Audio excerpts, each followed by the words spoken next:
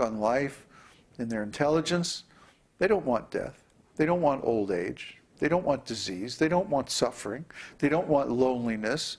They don't want frustration. They don't want to suffer at all.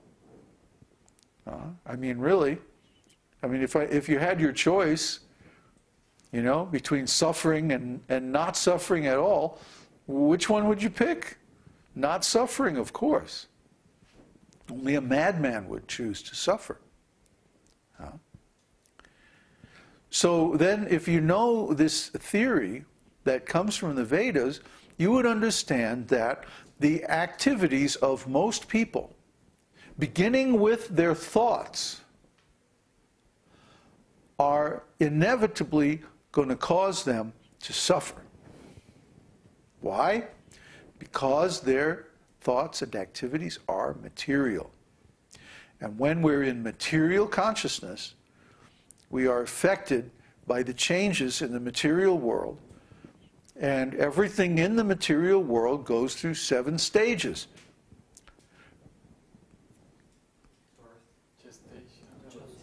Conception. Conception. Something has to be conceived before it can exist. Whether it's an idea, or a body, or a design for something that you make, or whatever. It starts from the conception. It starts from an abstract. Okay? Then what? Gestation. It has to build. It has to generate. It has to go through a process of nourishment and growth until birth. Right. It comes out from the unmanifest stage into the manifest stage. Okay, then what? Growth, like childhood, youth, and then adulthood. And what happens in adulthood?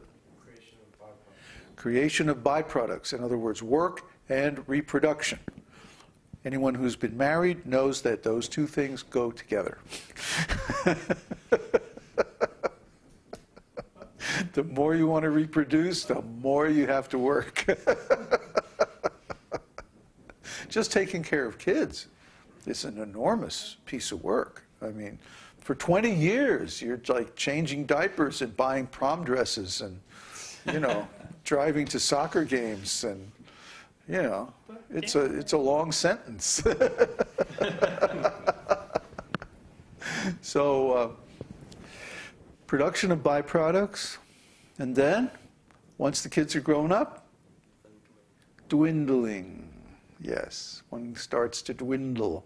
The body starts to, as you can see, that has not affected me at all. Old age, dwindling. And then what? Death. Means a change of body, a change of phase from existent to non-existent. So, conception, gestation, birth, growth, production of byproducts, dwindling, and death. These are the 7 stages that affect every manifestation in the living world, in the material world.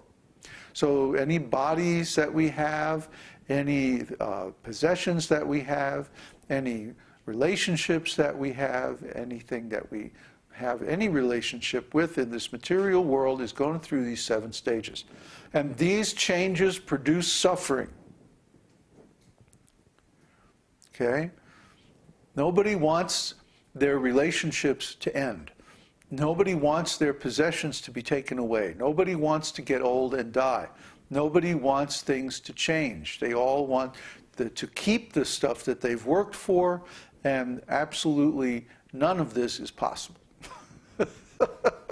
In the material world, everything is subject to the material laws. Everything is affected by time. Everything eventually grows old and wears out and goes away.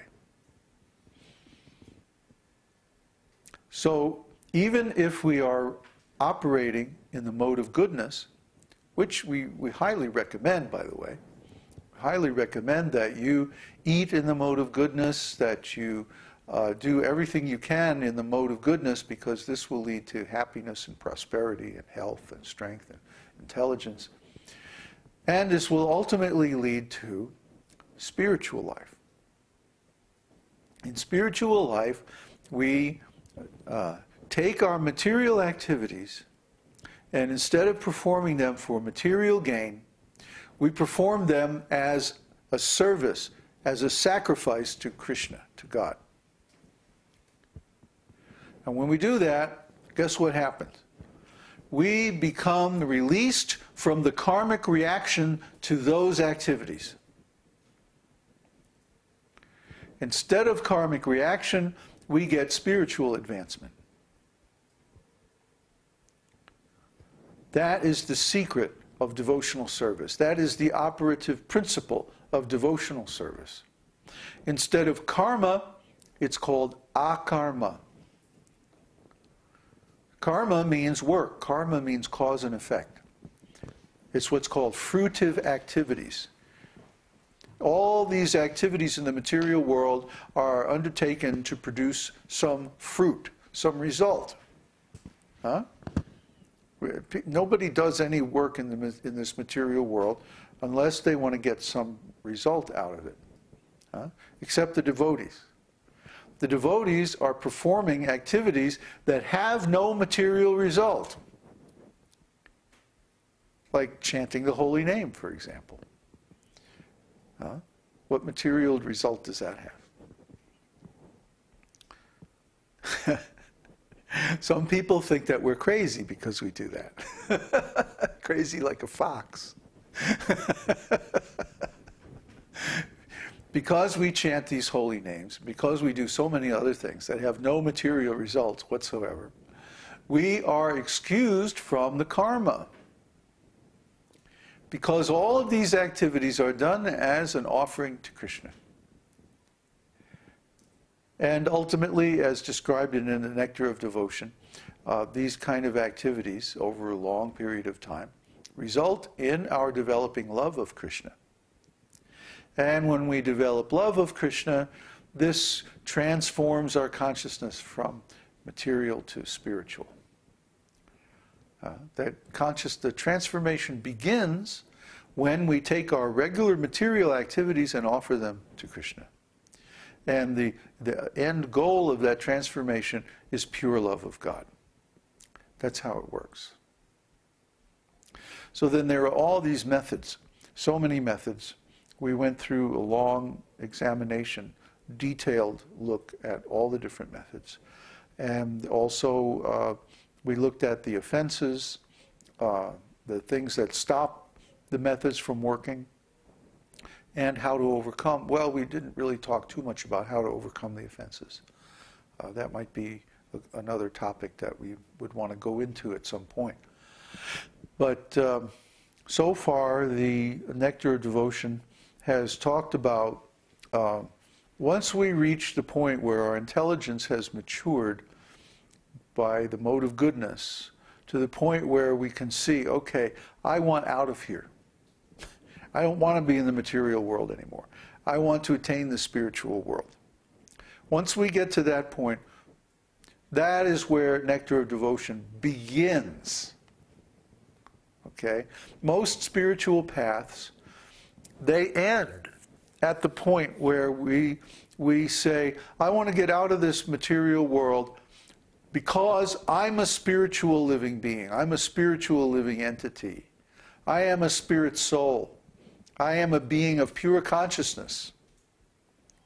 I'm not a being, I'm not this body, I'm not a member of this world, I'm not a member of time or affected by time, I'm eternal.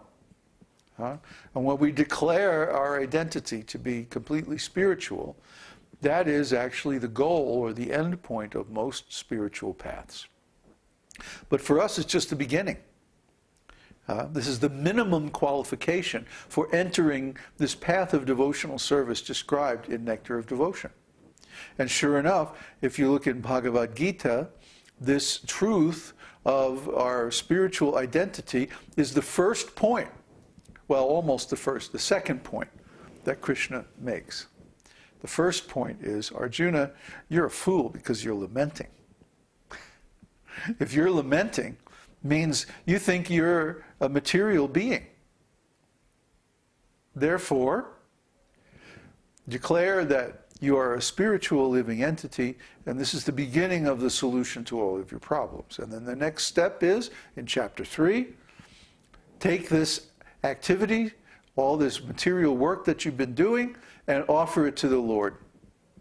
And then you become released from the karma, you become free from the reaction, and you can go on and attain liberation like that. So Krishna sums up the process in a few verses, but Nectar of Devotion explains it in detail, great detail, astonishing detail. And Nectar of Devotion is leading up to something too. You notice throughout the description of the process of devotional service, there have been many, many quotations from Śrīmad-Bhāgavatam.